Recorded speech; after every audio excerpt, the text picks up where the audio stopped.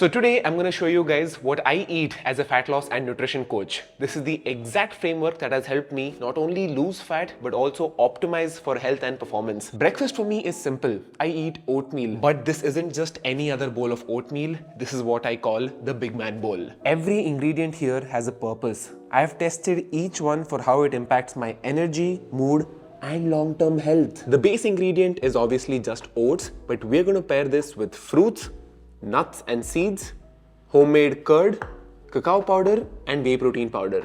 Every single ingredient here has a purpose. Let me explain. Starting with oats, great source of soluble fiber, namely beta-glucan, which can potentially help lower cholesterol levels. Then we have homemade curd. It's a great source of probiotics. And I mentioned homemade specifically because homemade curd has a better and more diverse bacterial strain when compared to store-bought curd. Then we have here raw organic cacao powder.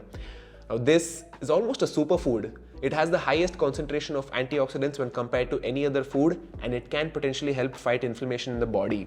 Then we have some fruits. Again, great source of fiber and also packed with vitamins and minerals. Next, we have here some nuts and seeds, healthy fats and trace minerals. And lastly, I have a scoop of isolate whey protein powder for convenient protein. And once you mix all these items together, then you get the big man bowl. We have about 10 grams of cocoa powder. Wait, my apologies, cacao powder. There's a difference between cocoa and cacao. Cocoa is heavily processed, whereas cacao is more raw and unfiltered. Once you're done mixing the dry ingredients, we now move on to the wet ingredients, the homemade curd. About 100 grams, not too much. We mix that into the bowl and then we add the fruits. For fruits, we have today some pomegranate, again great source of antioxidant, some kiwi, great source of vitamin C, and some apple, bro. An apple a day keeps the doctor away. And now we garnish this with our nuts and seeds. Another day, another killer big man bowl. Let's enjoy this. Oh, I completely forgot. I also need to salt this meal. Sodium, by the way, very important if you want to optimize for performance. Just because I mentioned that sodium is very important for performance doesn't mean that you start snorting it. The reason I mentioned sodium is very important is because if you are eating a minimally processed diet filled with whole foods, then you will have to heavily salt your meals, because processed foods on the other hand are packed with sodium, whereas these foods don't really have as much, so you will have to add salt on top. Now before we move on to lunch, I need to finish some household chores. छत पे आया हूँ, कपड़े सुखा रहा हूँ.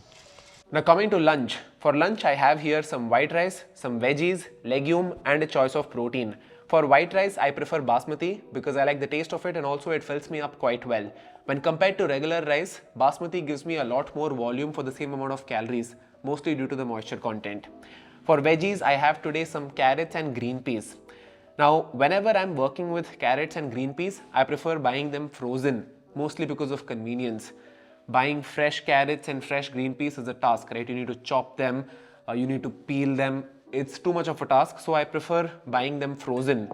A lot of people have this misconception that frozen veggies are not healthy, but I'd argue that frozen veggies are just as healthy, if not better than fresh veggies. This is because frozen vegetables are typically frozen at peak ripeness, usually when they have the best nutritional content. So it retains that exact same nutrition when you serve it. So completely safe. If you are somebody who's trying to save on time, you can purchase frozen vegetables by all means. For legume, I have today some Kabuli chana, chickpeas, great source of fiber and also packed with vitamins and minerals. For my choice of protein, today I have chicken keema.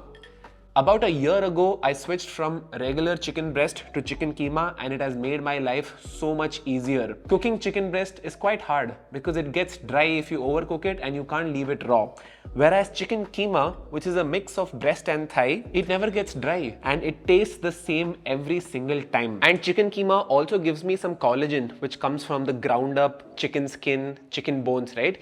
Usually keema is never just thigh and breast. Even if your supplier claims that yeah, it's just thigh and breast, there's always going to be some bones, some connective tissues that go into the mix. But I don't mind that because there are some health benefits to that as well. So we're going to mix this all together. Chicken keema, bro, my lifesaver, honestly. It is so easy to prep this and store it in the freezer. Rice and keema is done mixing. Now to this, I'll add my legume on the side. So usually for legumes, I either do chickpeas or rajma or kala chana. Basically, I keep switching between my choice of legume.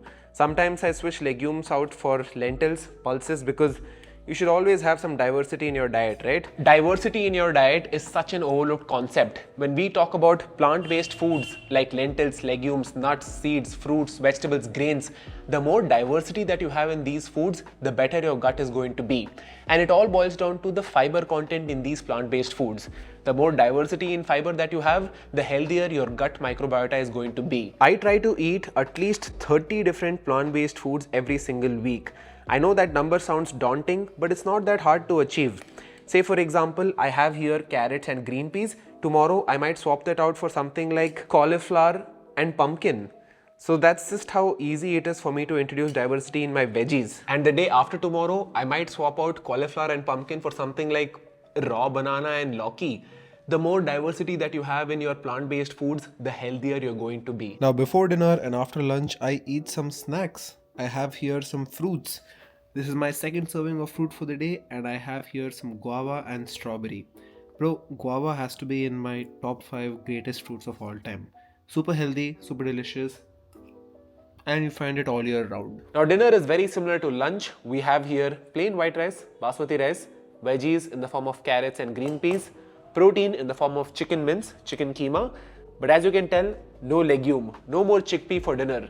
Reason being, I've noticed that when I do a very high fat or high fiber dinner, I don't sleep very well. My body responds best when I keep fat and fiber only in the first half of the day. So dinner is mostly just protein and carbs, but instead of chickpeas, I have here homemade kadhi with some leafy greens in there, something to wet all of this together. I mean, I still have some chickpeas left over, but I know for a fact that if I eat this now, I'm gonna get extremely bloated. The same thing doesn't happen when I eat this for breakfast or lunch, only for dinner. So different bodies react differently, and I learned this by maintaining a food log. I maintain a food diary where I write down exactly how my body responds to a particular food item at a particular time of the day. I recommend that you guys do that too, especially if you're on an elimination diet where you're trying to remove foods or reintroduce foods. Let's try out the kadhi. Oh, I love that. This is what everybody else at home is eating, whereas my meal is chicken and rice. Not complaining though. Fortunate to be able to eat this every single day. When I was in college, getting 150 grams of protein a day was a struggle. I'm not sure if you guys know this. On my fat loss journey, I was on something called as OMAD. And I settled upon OMAD for multiple reasons, and one of the reasons was economical reasons. I didn't want to ask my dad for 1 kg or half kg of chicken every single day, right? Only when I could make my own money is when I started buying protein supplements, started eating chicken multiple times a day. So this is what a realistic full day of eating looks like for me as a fat loss and nutrition coach. This is what I eat to maintain the weight that I've lost. I'm sure you guys know that I've lost over 60 kgs and I've managed to keep it off for the last 5 years. You can tell that I'm not sacrificing on my fun either, right? If you guys follow my vlog channel, I'm sure you guys know that I eat out ever so often, but on days that I'm eating in and I'm on diet, this is what I eat.